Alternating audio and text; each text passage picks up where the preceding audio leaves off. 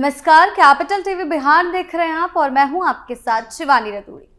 तेजस्वी यादव के लिए मुश्किलें सिर्फ उनकी पार्टी या परिवार की वजह से नहीं बढ़ रही, बल्कि कई बार उनके अपने बयान ही उनके लिए नई परेशानी खड़ी कर देते हैं।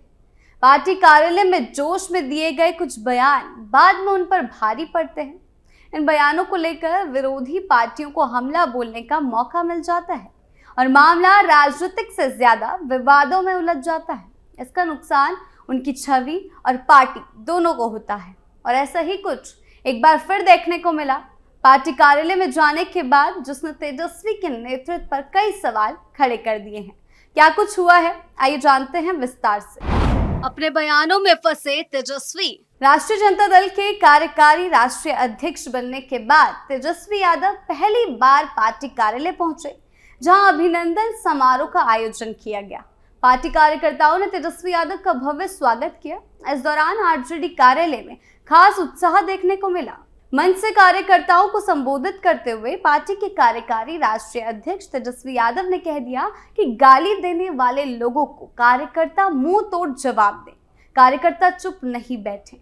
तेजस्वी यादव ने अपने समर्थकों और लालू के विचारधारा को मानने वाले लोगों से कहा कि अगर आपको गाली देता है कोई, तो आप लोगों को चुप रहने की जरूरत नहीं है। सब मजबूती के साथ इस लड़ाई में खड़े रहिए। अभी सरकार बनाने की कोई हड़बड़ी नहीं है, कितना होगा तो 8 चुनाव हम देखेंगे। तेजस्वी ने एनडीए सरकार पर हमला बोलते हुए कहा कि अभी इनका समय है, हम लोगों का दौर भी आएगा।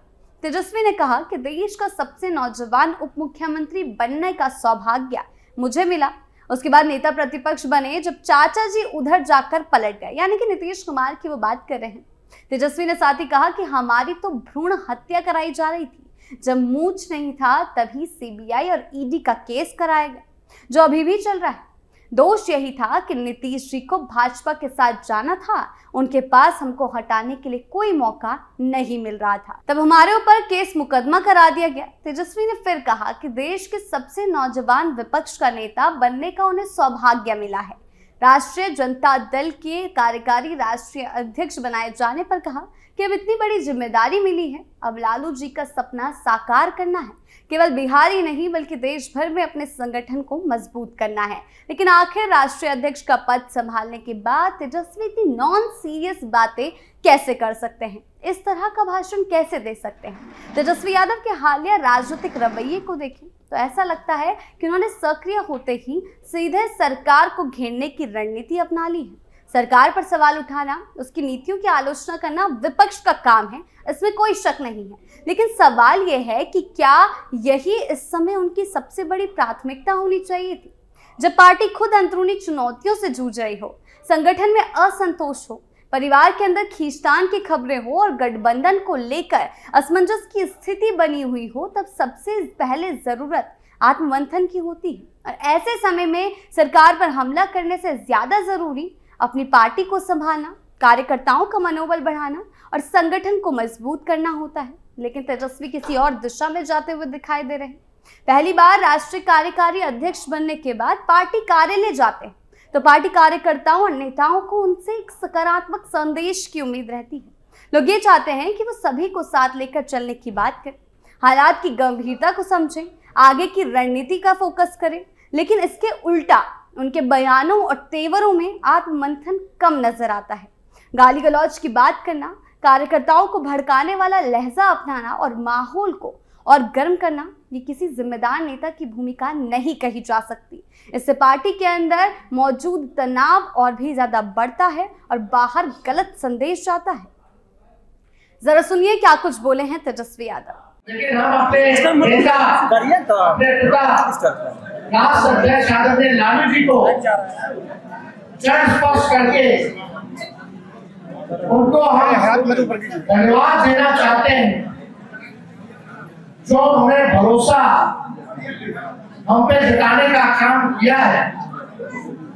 एक विपरीत स्थिति में पार्टी की इतनी बड़ी जिम्मेवारी उन्होंने दी है, इसके लिए हम उनको चरण स्पर्श करके ढेरों धन्यवाद देते हैं और उनको ये विश्वास दिलाना चाहते हैं, उनके साथ जो लालू जी के विचारधारा को मानने वाले लोग जो पार्टी के कार्यकर्ता है, नेता है, जो सामाजिक न्याय और धर्म निष्ठा में जो लोग विश्वास रखते हैं, उनको ये विश्वास दिलाना चाहेंगे जिस प्रकार से लालू जी डरे नहीं, झुके नहीं, अपने विचारधारा से समझौता नहीं किया, उसी हिसाब से तेजस्वी भी न डरेगा, न झुकेगा, न विचारधारा से। आज आरजेडी के सामने चुनौती सिर्फ सरकार नहीं है, बल्कि खुद अपनी साख, संगठन और एकजुटता को बचाए रखने की भी है। पार्टी के अंदर विरोध के स्वर सुनाई दे रहे हैं, परिवार में चल रही खींचतान की चर्चा आम हो चुकी है और गठबंधन को लेकर सवाल उठ रहे हैं। ऐसे में अगर खुद आग में घी डालने जैसा काम करेंगे तो स्थिति और भी ज्यादा खराब होगी। विपक्ष की भूमिका सिर्फ विरोध करने की नहीं होती, बल्कि जनता के सामने खुद को बेहतर विकल्प के रूप में पेश करने की होती है, जिम्मेदारी समझने की होती है। लेकिन अगर तेजस्वी यादव सच में एक मजबूत विपक्षी नेता बनना चाहते हैं तो उन्हें सबसे पहले अपनी पार्टी के अंदर झांकना होगा। ये देखना होगा कि कहां चूक हुई, किन वजहों से असंतोष पैदा हुआ और कार्यकर्ताओं का भरोसा कैसे दोबारा जीता जाए। दूरदर्शी रणनीति से ही वो न सिर्फ पार्टी को संभाल सकते हैं, बल्कि बिहार की राजनीति में खुद को स्थापित कर सकते हैं। फिलहाल जिस तरह से माहौल को गर्म करने की कोशिश हो रही है, वो विपक्ष की जिम्मेदार भूमिका कम और राजनीतिक प्रतिशोध ज्यादा दिखाई देता है। परिवार ने बढ़ाई तेजस्वी की मुश्किलें। अभी तेजस्वी यादव अपनी राजनीति को लेकर काफी उलझन में नजर आ रहे हैं। उन्हें इतनी बड़ी जिम्मेदारी दी गई है, राष्ट्रीय कार्यकारी अध्यक्ष का पद दिया गया है, लेकिन उस जिम्मेदारी को निभाने की साफ दिशा अभी तक उनके समझ नहीं आई है। जब कोई नेता बड़े पद पर पहुंचता है तो उससे ये उम्मीद होती है कि वो ठोस फैसले लेगा, लोगों की समस्याओं को समझकर समाधान की ओर बढ़ेगा। लेकिन तेजस्वी के बयानों और गतिविधियों को देखकर लगता है कि वो अभी भी ये तय नहीं कर पाए कि उन्हें किस रास्ते पर आगे बढ़ना है। यह असमंजस उनकी राजनीति को कमजोर बनाता है और जनता के मन में सवाल खड़े करता है। आज की राजनीति में सिर्फ आरोप लगाकर आगे नहीं बढ़ा जा सकता, ये तेजस्वी हार के बाद भी समझ नहीं पाए हैं। उनकी राजनीति फिलहाल ज्यादातर दूसरों पर आरोप लगाने तक सीमित दिखाई देती है, जो उन्होंने चुनावों के दौरान भी किया था। बार बार सरकार या विरोधी दलों को जिम्मेदार ठहराते हैं, लेकिन अपनी स्पष्ट योजना सामने नहीं रखते। जनता ये जानना चाहती है कि बेरोजगारी, शिक्षा, स्वास्थ्य और विकास जैसे मुद्दों पर वो क्या करना चाहते हैं। केवल भाषण और आरोप कुछ समय के लिए लोगों का ध्यान खींच सकते हैं, लेकिन लंबे समय तक भरोसा तभी बनता है जब काम जमीन पर दिखे। पार्टी में इतनी टूट फूट है, तेज प्रताप की बगावत, रोहिणी आचार्य का रौद्र रूप ये दिखाता है कि कैसे परिवार भी पूरी तरह से बिखरता हुआ नजर आ रहा है। तेजस्वी एक युवा नेता है और उनसे ये उम्मीद थी कि वो नई सोच, नई राजनीति लेकर आएंगे। युवा होने का मतलब सिर्फ उम्र में छोटा होना नहीं होता, बल्कि सोच में नयापन होना चाहिए। अगर वही पुरानी आरोप प्रत्यारोप वाली राजनीति दोहराई जाएगी तो बदलाव की उम्मीद अधूरी रह जाएगी। हार के बाद उन्हें यही सबक सीखने की जरूरत थी, लेकिन जिस दिशा में वो अभी जा रहे हैं वो सही नहीं दिखाई दे रही है। अब जरूरत इस बात की है कि तेजस्वी अपनी राजनीति की दिशा साफ करें और जिम्मेदारी को समझें। तेज प्रताप यादव लगातार तेजस्वी यादव पर आरोप लगाकर उनकी मुश्किलें बढ़ाते दिख रहे हैं। ऐसे समय में परिवार के अंदर से इस तरह के बयान और आरोप माहौल को और ज्यादा उलझा रहे हैं।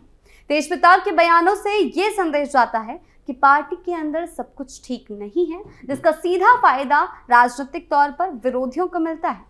आम जनता के बीच ये भ्रम पैदा होता है कि नेतृत्व को लेकर अस्थिरता है और आपसी मतभेद गहरे हैं। ऐसे में जब उनके अपने भाई सार्वजनिक रूप से उन पर सवाल उठाते हैं तो स्थिति और भी ज्यादा पेचीदा हो जाती है। ये सिर्फ व्यक्तिगत विवाद नहीं है, बल्कि पार्टी की छवि और विश्वसनीयता पर भी असर डालता है। अंदरूनी समस्याओं को सुलझाने के बजाय उन्हें खुले मंच पर लाया जा रहा है, जो किसी भी राजनीतिक दल के लिए नुकसान होता है। तेज प्रताप यादव के बयान न केवल तेजस्वी की राजनीतिक राह को कठिन बना रहे हैं, बल्कि पूरे सियासी माहौल को और तनावपूर्ण बना रहे हैं। और पहले सिर्फ तेज प्रताप मुश्किलें बढ़ा रहे थे, अब तो रोहिणी भी मैदान में उतर चुकी है और तेजस्वी पर ऐसे वार किए हैं पिछले दिनों जिसने उनकी मुश्किलें और भी ज्यादा खुलकर सामने रख दी हैं। तो तेजस्वी ने पार्टी कार्यालय जाना शुरू कर दिया है, जिसके बाद उनके दिए गए बयान ने सियासत को और भी ज्यादा गर्मा दिया है। धीरे धीरे पता चलेगा कि कैसे तेजस्वी इन जिम्मेदारियों को संभालते हैं। कुल मिलाकर कहा जा सकता है कि तेजस्वी यादव के लिए अब समय चुनौती भरा है उन्हें न केवल सरकार के खिलाफ विपक्ष की भूमिका निभानी है, बल्कि अपनी पार्टी के अंदरूनी मतभेद, पारिवारिक तनाव और संगठन को मजबूत करने की जिम्मेदारी भी उठानी है। उनके हालिया बयानों और तेवरों ने माहौल को और गर्म कर दिया है, जिससे राजनीतिक विरोधियों को मौका मिल रहा है और जनता के मन में सवाल खड़े हो रहे हैं। ऐसे समय में जरूरी है कि तेजस्वी अपनी रणनीति साफ करें, पार्टी को एकजुट करें और जिम्मेदारी के साथ आगे बढ़े, ताकि वो न सिर्फ अपने नेतृत्व को मजबूत कर सके, बल्कि जनता का भरोसा जीतने में थोड़े बहुत कामयाब हो सके। आपकी इस बारे में क्या राय है, हमें कमेंट सेक्शन में जरूर बताएं। धन्यवाद।